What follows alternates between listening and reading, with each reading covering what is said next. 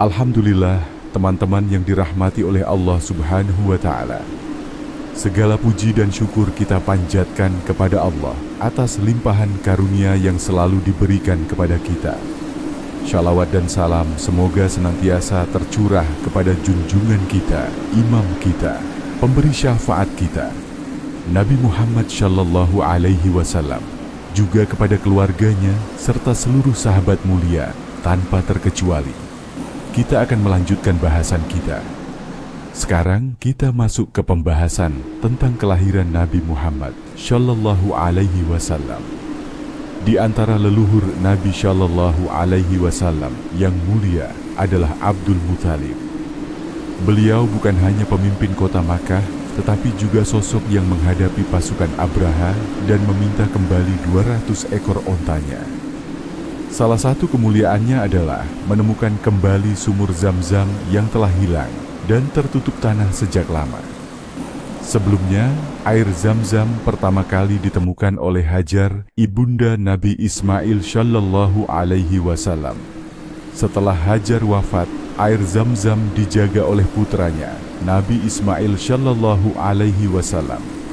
Namun setelah Nabi Ismail wafat, kepemimpinan Makkah dipegang oleh keluarga istrinya dari kabilah Jurhum. Seiring waktu, terjadi banyak kemaksiatan. Nikmat Allah mulai dicabut sedikit demi sedikit, hingga akhirnya air Zam-Zam benar-benar hilang. Bahkan bekas sumurnya pun tertutup tanah. Barulah kemudian Allah menampakkan kembali sumur Zam-Zam pada zaman Abdul Muthalib, kakek Nabi Shallallahu Alaihi Wasallam. Mimpi Abdul Muthalib. Kisah penggalian sumur Zam-Zam diriwayatkan dari Ali bin Abi Thalib, cucu Abdul Muthalib, sebagaimana disebutkan oleh Muhammad bin Ishaq dengan sanad yang hasan. Suatu hari Abdul Muthalib tidur di Hijr Ismail dekat Ka'bah. Dalam tidurnya, ia mendengar suara yang berkata, "Gali Taibah." Beliau bertanya, "Apa itu Taibah?" Namun suara itu pergi tanpa penjelasan. Keesokan harinya beliau tidur lagi di tempat yang sama, datang suara itu kembali.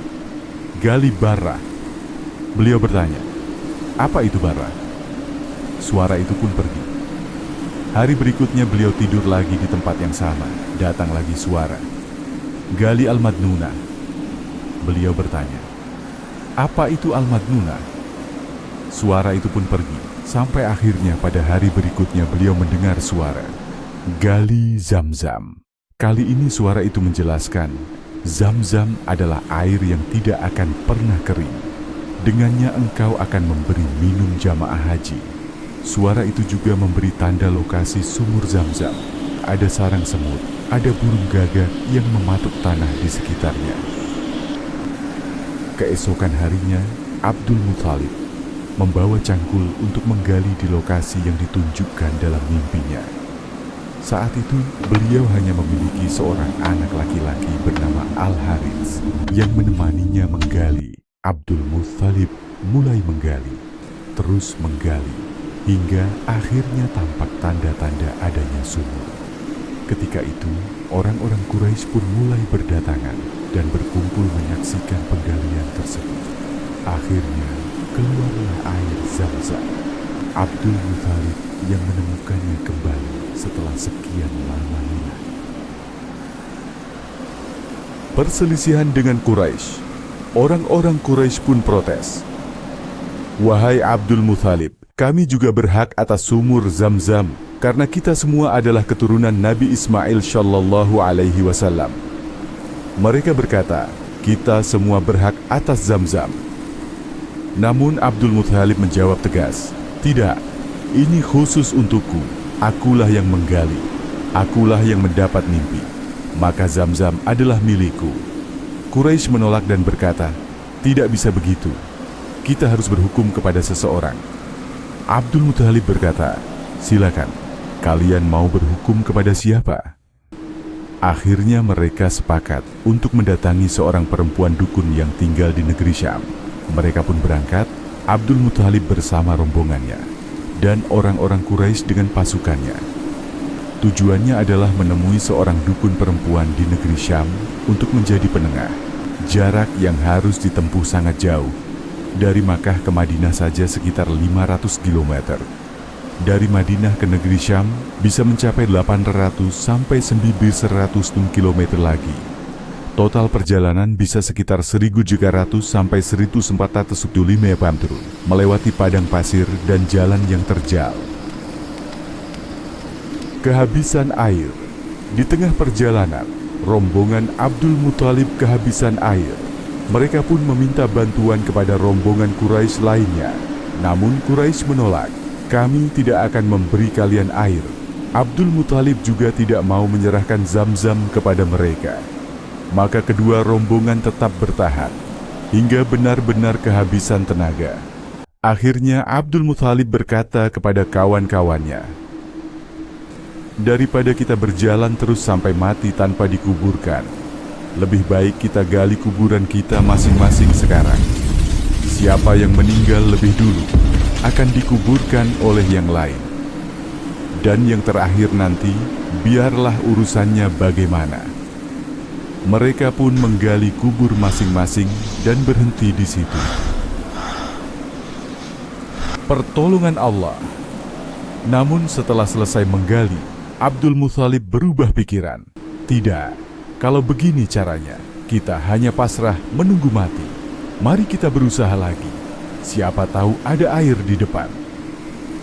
Ketika Abdul Muthalib bersiap melanjutkan perjalanan, tiba-tiba air memancar dari bawah kaki untanya. Mereka pun segera meminum air itu dan mengisi perbekalan. Air itu juga diberikan kepada rombongan Quraisy yang sebelumnya menolak memberi mereka air. Melihat peristiwa itu, Quraisy akhirnya sadar bahwa memang benar sumur Zam-Zam adalah hak Abdul Muthalib. Mereka pun mengurungkan niat pergi ke dukun perempuan di Syam, lalu kembali ke Makkah. Dengan peristiwa Zam-Zam itu, semakin jelas bahwa Abdul Muthalib adalah tokoh yang sangat dihormati Quraisy. Beliau memiliki kedudukan tinggi, baik karena kepemimpinan maupun karena jasa besar dalam menemukan kembali Zam-Zam. Hal ini menunjukkan bahwa Rasulullah Shallallahu Alaihi Wasallam berasal dari nasab yang sangat mulia. Seluruh nabi memang diutus dari keturunan yang tinggi kedudukannya, agar tidak ada celah tuduhan bahwa seorang nabi mencari kedudukan duniawi. Seandainya seorang nabi berasal dari keturunan rendahan, bisa saja orang-orang menuduh dia mengaku nabi hanya untuk mencari kehormatan. Namun Rasulullah Shallallahu Alaihi Wasallam tidak demikian. Bahkan tanpa mengaku sebagai nabi, beliau sudah memiliki kemuliaan dan kedudukan tinggi sebagai cucu Abdul Muthalib. Oleh karena itu, ketika beliau memproklamirkan diri sebagai nabi, jelas bukan untuk mencari kedudukan. Bahkan justru dengan menjadi nabi, beliau menghadapi ancaman, kebencian, pengusiran, bahkan upaya pembunuhan. Dialog Heraklius dengan Abu Sufyan. Kedudukan nasab Nabi Shallallahu Alaihi Wasallam juga diakui dalam peristiwa dialog antara Heraklius, Raja Romawi, dengan Abu Sufyan. Kejadian ini berlangsung pada tahun ke-6 Hijriah, setelah perjanjian damai antara kaum muslimin dan kaum musyrikin. Ketika itu, Abu Sufyan masih kafir dan sedang berada di negeri Syam.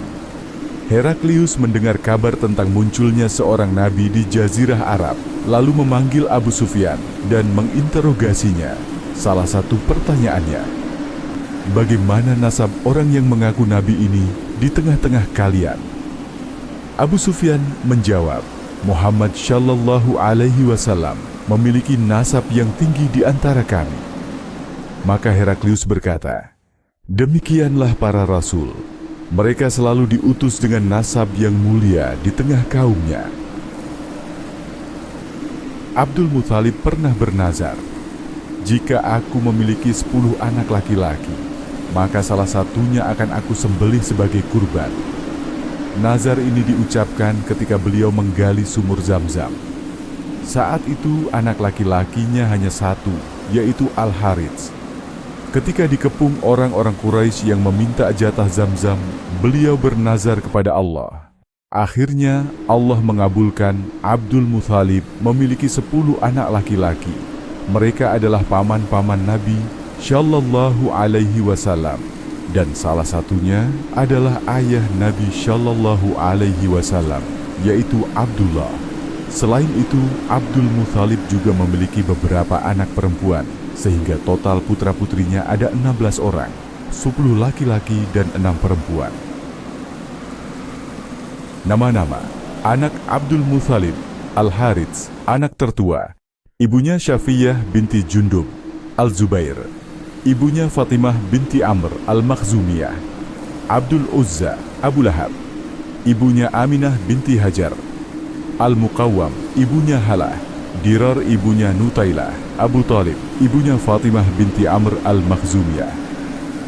Hajil ibunya Halah binti Wuhaibatan Abdullah, ayah Nabi Shallallahu Alaihi Wasallam. Ibunya Fatimah binti Amr Al-Makhzumiyah.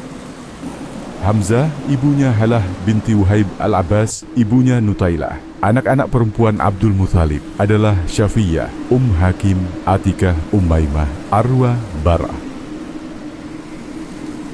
Hubungan kekeluargaan. Dari daftar ini terlihat bahwa Abdullah, ayah Nabi Shallallahu Alaihi Wasallam, Abu Talib dan Al-Zubair adalah saudara seibu, sama-sama dari Fatimah binti Amr Al-Makhzumiyah. Inilah sebabnya Abu Talib sangat menyayangi Nabi Shallallahu Alaihi Wasallam, karena beliau satu ibu dengan ayah Nabi Shallallahu Alaihi Wasallam. Adapun paman-paman yang lain berasal dari ibu yang berbeda. Ketika jumlah anak laki-laki Abdul Muthalib sudah genap 10, beliau teringat nazarnya. Jika aku memiliki 10 anak laki-laki, maka salah satunya akan aku sembelih. Melalui undian, anak yang terpilih untuk disembelih adalah Abdullah, ayah Nabi Shallallahu Alaihi Wasallam. Padahal Abdul Muthalib sangat menyayangi Abdullah. Usulan pengganti nazar. Beberapa orang kemudian memberi saran. Wahai Abdul Muthalib, jangan engkau sembelih anakmu. Buatlah undian antara anakmu dengan 10 ekor unta. Abdul Muthalib pun membuat undian. Beliau menuliskan 2 pilihan, Abdullah atau 10 ekor unta. Setelah diundi, yang keluar adalah nama Abdullah. Beliau ulangi lagi dengan menambah 10 ekor unta jadi 20 ekor. Hasil undian tetap keluar nama Abdullah. Demikian berlangsung berulang kali. Setiap kali undian, nama Abdullah yang keluar. Hingga 9 kali berturut-turut hasilnya tetap Abdullah. 100 ekor unta. Akhirnya, pada undian yang ke-10, Abdul Muthalib menambah jumlah unta hingga 100 ekor. Barulah undian jatuh pada pilihan unta. Maka Abdullah pun selamat dan Abdul Muthalib menyembelih 100 ekor unta sebagai gantinya. Hikmah peristiwa ini. Dari sinilah asal-muasal ketetapan diat, tebusan nyawa dalam syariat. Barang siapa membunuh seseorang tanpa sengaja, maka dia harus membayar diat senilai 100 ekor unta. Hukum ini masih berlaku di sebagian negeri Arab, termasuk Saudi sampai sekarang. Allah menjaga Abdullah, sebab beliau adalah ayah dari Nabi Muhammad Shallallahu Alaihi Wasallam. Ibunda Nabi Shallallahu Alaihi Wasallam adalah Aminah binti Wahab bin Abdi Manaf bin Zuhrah bin Kilab, dan nasab Abdullah dan Aminah bertemu pada kakek yang bernama Kilab.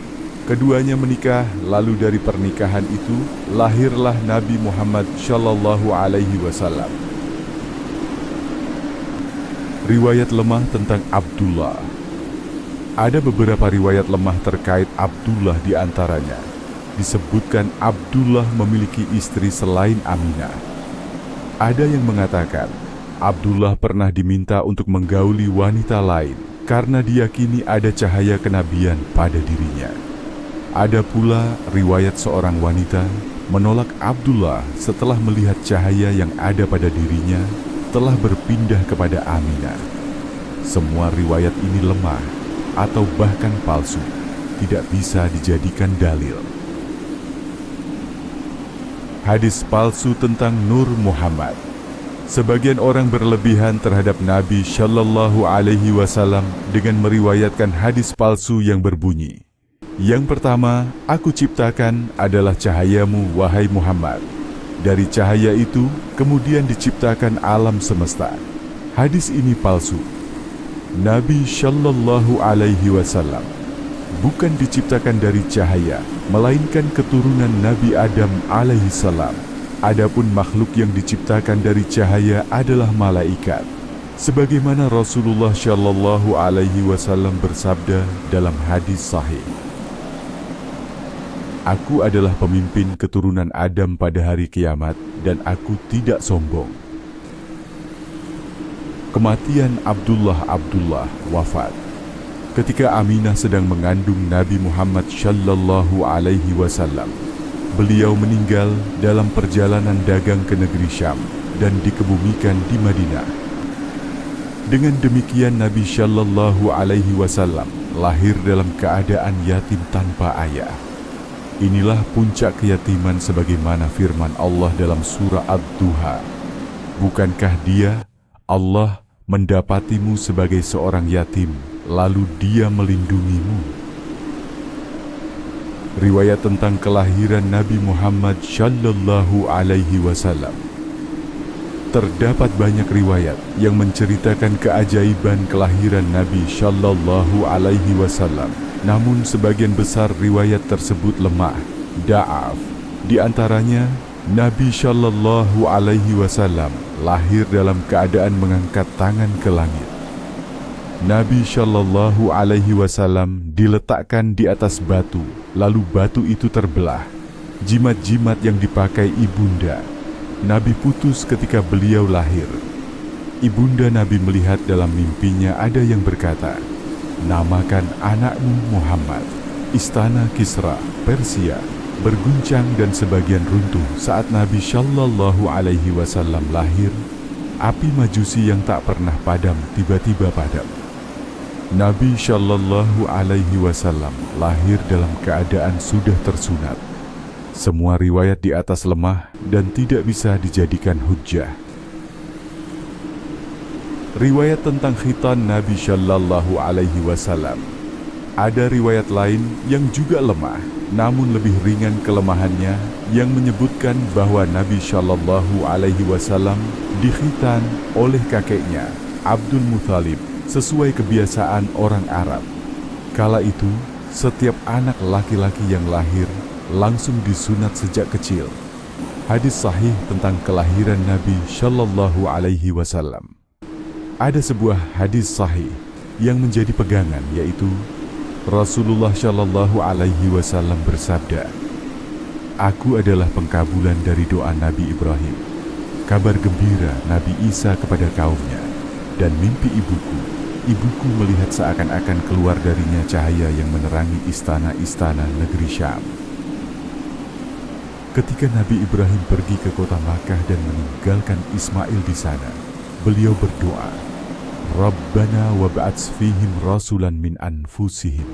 Ya Allah, utuslah kepada mereka seorang rasul dari kalangan mereka. Doa Nabi Ibrahim ini baru dikabulkan Allah setelah waktu yang lama, dan akhirnya Allah kabulkan doa tersebut dengan diutusnya Nabi Muhammad Shallallahu Alaihi Wasallam. Pembahasan ini akan kita lanjutkan pada video selanjutnya. Subhanaka Allahumma wa